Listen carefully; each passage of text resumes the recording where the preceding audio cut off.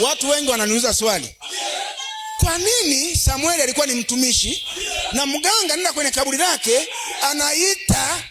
anaita hatujui maneno aliyokuwa anayatumia kumuita yule aliyekuwa kwenye kaburi.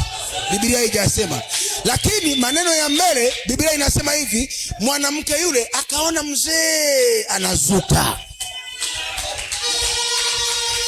Mwanamke wa Endori anamwambia Sauli. Sauli anamuuliza, we mama, mbona unashtuka, unaona nini? Anamwambia, naona mtu mzee. Anamuuliza, yukoje we? Namuona mzee anazuka. Mzee anazuka. Sasa Sauli anataka kumjua ni nani, kwa sababu yeye alijua ni kaburi la Samueli.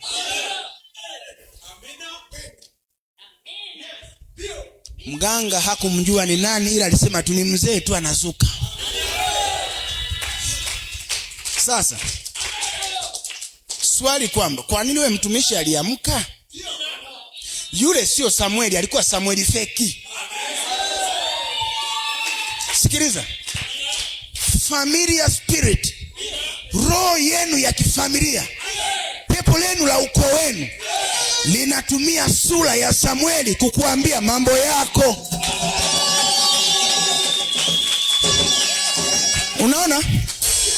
Ndio sababu enzi za wana wa Israeli, wakati nabii Musa amekufa, shetani alitaka mwili wa Musa. Kwa nini? Sio kwamba anamtaka Musa, alitaka kuchukua sura ya Musa aitumie kibiashara. Maana yake wengi wangeamini misimu yao wakidhani ni mtumishi Musa, kumbe ni fake. Wema ndo tunayota ni ndugu zako waliokufa, wotaki walio hai. Leo zimu likujualo, linalotoa taarifa, linalowafanya watu watafute ulazima wa kuwa karibu na wewe, linalowafanya watu watake kujua historia yako, leo tunalikomesha. Tunakata mawasiliano. Likuachie